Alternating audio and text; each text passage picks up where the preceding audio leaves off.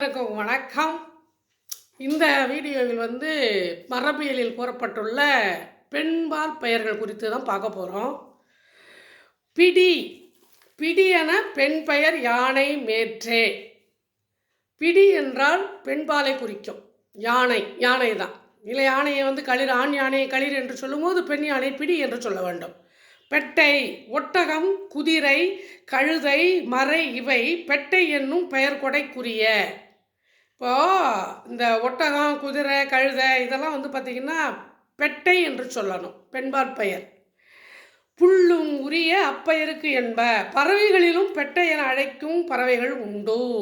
பெண்பால் பெயர்களிலே பறவைகளை பெட்டை என்று அழைப்பதும் உண்டு. பேடை, பெடை. இந்த பெட்டைன்னு சொன்னோம் இல்லையா, அதனோடு பேடையும் பெடையும் நாடின் ஒன்றும் பெட்டை என்பதனோடு பொருந்தும். பேடை என்று சொன்னாலும் பெடை என்று சொன்னாலும் பெட்டை என்று சொன்னாலும் ஒன்று தான். அதனால் நீங்கள் குழம்பிக்கப்படாது. மூணையும் மனசில் வச்சுங்க. மூணு பெண்பாலுக்குரியது தான். அடுத்த அழகு.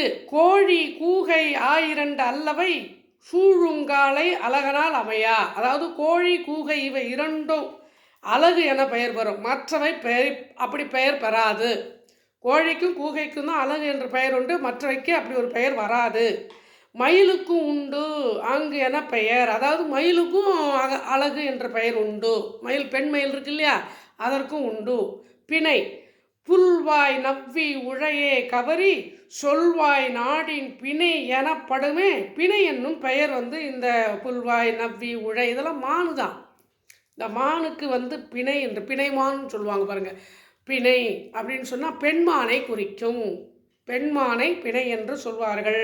புல்வாய் என்று கேட்டாலும், நவ்வி என்று கேட்டாலும், உழை கவரி என்று கேட்டாலும், அதாவது பெண் பெயர் எது என்று கேட்டால் நீங்கள் இதற்கு பிணை என்று நீங்கள் அறிந்து கொள்ள வேண்டும். பிணவு, அது பிணவு என்ற, அதாவது பன்றி, புல்வாய், நாய் என மூன்றும் ஒன்றிய என்ப பிணவன் பெயர் கொடை. அதாவது பன்றி, மானு, நாய் இது மூன்றுக்கும் பிணவு என்ற பெயரும் உண்டு. பிணவு என்ற பெண்பால் பெயர் உண்டு, மறந்துடாதீங்க. பிணவு பெண்பால் பெயர் எந்தெந்த விலங்குக்கு? பன்றி, மானு, நாய். பன்றி, நாய், மானுக்கு பிணவு என்று பெண்பால் பெயர் உண்டு. கேள்வி கேட்டால் மறந்துடக்கூடாது. அடுத்து பிணவல். இதை பிணவல் என்றும் சொல்லலாம். மேல் சொன்னோம் இல்லையா, இந்த பன்றி, புல்வாய் இதை பிணவல் என்றும் சொல்லலாம். பிணவல் என்று கொடுத்து கேட்கலாம். இதரும் பெண்பாலை தான் குறிக்கும். பெற்றமும் எருமையும் மறையும் ஆவே. ஆ என்னும் பெண் பெயரை பெற்றம் எருமை, அதாவது ஆ என்னும் பெண் பெயரை பெற்றம் எருமை மறை என்னும் இதுக்கு உண்டு. ஆ என்றால் பசுதான். ஆ என்றால் அது என்னன்னா எருமை, மறை என்னும் மூன்றுக்கும் இந்த பெண்பால் பெயர் உண்டு அப்படின்னு சொல்கிறாங்க. பசுவுக்கு மட்டும்தான் கிடையாது, எருமை மாட்டுக்கும் சொல்லலாம், மானுக்கும் சொல்லலாம். அதனால் இது பெண்பாலை குறித்து வரக்கூடியது அப்படின்னு சொல்கிறாங்க. பெற்றம், எருமை, மறை அப்படின்னு சொன்னால் அது பெண்பால், மறந்துடக்கூடாது. ஏன்னா இப்போ பசு இருக்குதுன்னா ஆண் விடை, ஏறு அப்படி என்று சொல்லுவாங்க. அதனால் அதை அப்படி சொல்கிறோம். அதே மாதிரி ஒவ்வொரு விலங்குக்கும் என்னென்ன பெயர் வச்சுருக்காங்கன்னு பார்த்துட்டு வந்தோம், மறந்துடக்கூடாது. அடுத்தது பெண் பிணவு. பெண்ணும் பிணவும் மக்கட்கு உரிய நுட்பா. பெண்ணும் பிணவும் மக்கட்கு உரிய, மறந்துடக்கூடாது. மக்களின் பெண்பாலுக்கு உண்டு.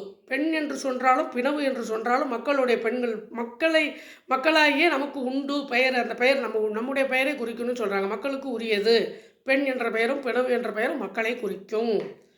பெண்பால். நாகு, எருமையும் மறையும் பெற்றமும் நாகே. அதாவது எருமை, மறை என்றால் மான், பெற்றம் என்றால் பசு. இதற்கு நாகு என்ற பெண்பால் பெயர் உண்டு. இதற்கு நாகு என்ற பெண்பால் பெயர் உண்டு, மறந்துடக்கூடாது. நீர்வாழ் ஜாதியுள் நந்தும் நாகே. நீர்வாழ் ஜாதியில் நீரில் இருக்கக்கூடிய நந்தும் அந்த நீர்வாழ் அதுக்கும் இந்த நாகு என்ற பெயர் உண்டு. அடுத்தது மூடு கடமை. மூடும் கடமையும் யாடலப்பெறா. மூடு கடமை என்னும் பெயர்களை ஆட்டின் பெண்பாலுக்கு உண்டு, மற்றவைக்கு இல்லை. ஆடு இருக்கு இல்லையா, ஆட்டினுடைய அந்த பெண்ணை குறிக்கக்கூடியது மூடு கடமை, மற்றதுக்கு அது இல்லை. பாட்டி, பாட்டி என்பது பன்றியும் நாயும். பாட்டி என்பது பன்றியும் நாயும். அதாவது பன்றி பன்றி பன்றி பன்றிக்குட்டி நாய்க்குட்டி இருக்குன்னு வச்சுங்களேன். பாட்டி பார் பாட்டி, அதாவது குட்டி இருக்குது, பெரிய நாய் இருக்குது, அதோடைய பாட்டியாக இருக்குமோ? ஆனால் பாட்டி என்பதை தமிழிலே நமக்கு நம்மளுடைய பெற்றோர்களுடைய பெற்றோரை அழைச்சிட்டு வரோம். ஆனால் இங்கே தொல்காப்பியத்திலே பாட்டி என்பது பன்றி நாயையும் குறிக்கும். நரி அற்றே நாடினார் கொளினே, பெண் நரியும் பாட்டி என்று அழைக்கப்படும். பெண் நரி இருக்கு இல்லையா, அதுவும் பாட்டின்னு சொல்லப்படும். குரங்கும் முசுவும் ஊகமும் மந்தி. குரங்கும் முசுவும் ஊகமும் மந்தி. மந்தி என்று அந்த குரங்கை கூப்பிடுவோம். அதில் குரங்குன்னு கொடுத்துருந்தாலும், முசுன்னு கொடுத்துருந்தாலும், ஊகம்னு கொடுத்துருந்தாலும் இங்கே மந்தின்னு மறக்காமல் எழுதணும், மறந்துடக்கூடாது. அப்புறம் மருவி வந்திருக்கு, சில வழக்கு வார்த்தைகள் மருவி வந்திருக்கு, அது இன்றைக்கும் வழங்கப்படுகிறது. அதையும் கொடுத்துருந்தால் நம்ம எழுத தயாராக இருக்கணும். அது என்னன்னா, குரங்கின் ஆணை கடுவன் என்று சொல்வார்கள். குரங்கின் ஆண்பாலை கடுவன் என்றும், கூகையின் ஆண்பாலை கோட்டான் என்றும், கிளியை தத்தை என்றும், பூனையை பூசை என்றும், ஆண் குதிரையை சேவல் என்றும், கருநிறப்பன்றியை ஏனம் என்றும், ஆண் எருமையை கண்டி என்றும் வழங்கப்படுகிறது. இப்போ தொல்காப்பியத்திலே மரபியலே இந்த மாதிரி பெயர்கள்லாம் குறிப்பிடப்பட்டிருக்கிறது. அதிகமாக மரபியலில் கேள்வி கேட்பார்கள். கண்டிப்பாக பெருவினாவிலும் வர வாய்ப்பு இருக்கிறது. சிறு வினா, அதாவது 1 மதிப்பெண் 2 மதிப்பெண் வினாவிலும் வருவதற்கு வாய்ப்பு இருக்கிறது. அதனால் இந்த மரபியலை நன்றாக படித்து கொள்ளுங்கள். அவற்றில் உள்ள செய்திகளை இளமை பெயர், ஆண்பாட் பெயர், பெண்பாட் பெயர், இதெல்லாம் அழகாக படிச்சிங்க, மனசில் வச்சுக்கிட்டிங்கன்னா தேர்வு எளிமையாக மதிப்பெண் பெறலாம். அடுத்த வீடியோவில் மீண்டும் சந்திப்போம். பிடித்திருந்தால் லைக் பண்ணுங்கள், ஷேர் பண்ணுங்கள். நன்றி, வணக்கம்.